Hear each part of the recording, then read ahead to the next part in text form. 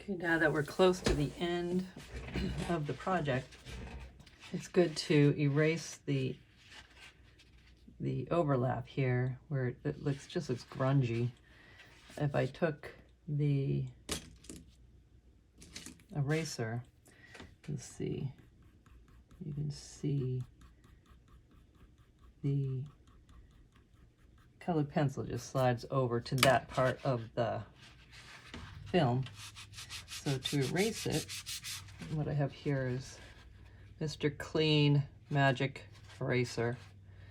You get it at the grocery store. It's a cleaning product in the cleaning products, and it works well on the film. When I'm done with a part, I just keep cutting it off. You know, so when it gets too dirty, you can cut it down. It's pretty inexpensive, and they work good. So as you can see, it's picking up this overlap. And when I do this, pretty soon, in a few minutes, I'm going to put on a pair of gloves because it really likes to migrate onto this part of the film, which is always a challenge at the end. It's important to get, it looks so smudgy if you don't get it off, though. You can see on that one, it looks like I've shined it up. I don't know if I did something wrong there, but there it goes. This is to get the larger areas done. When you want to get it near, obviously you can just use this. I use the eraser and pull it up into that clear area, and then magic erase that area. So as you go along,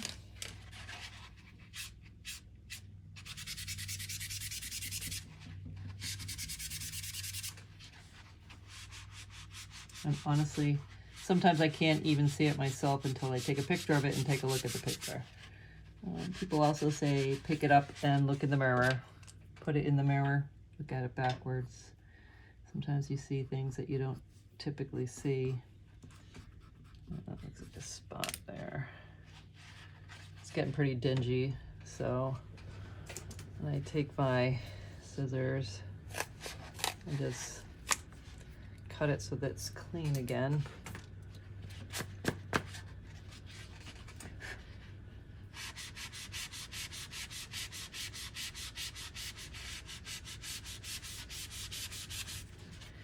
I can tell there is some left on here. Easy to erase off.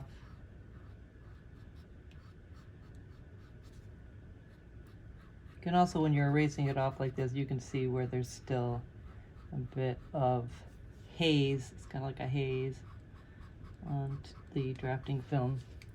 Here again, it's got to kind of get into the hair and pull it out,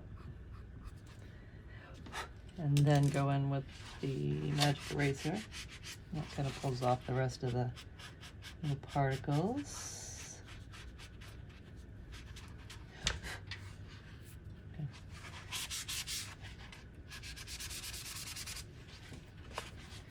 You'll still see plenty over here.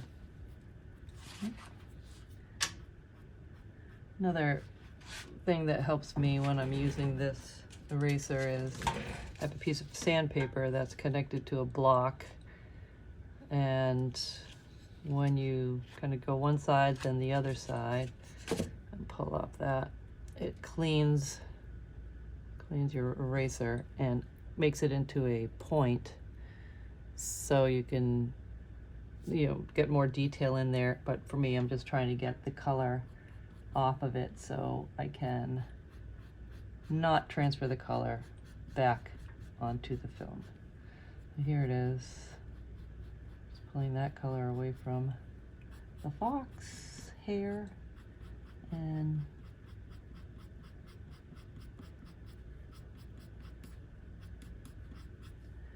I was told I should do a hen next and put them in frames next to each other. So you got the fox in the hen house.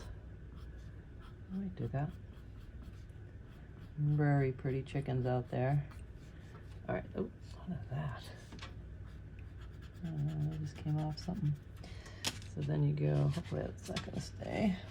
And you go back in with this magic eraser and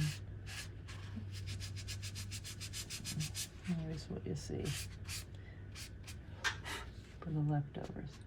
Now, throughout the whole process, I do use this blush brush when I'm doing, and when you use the blush brush, it does bring some of the pigment onto the film.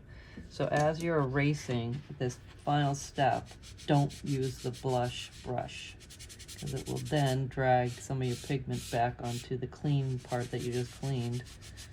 I figured that one out myself. I did it a few times and thought, oh, that's what's doing it. Something like this here would definitely brush right onto the nice clean part that you just cleaned. So that's pretty good. I'll take a picture of it and compare it.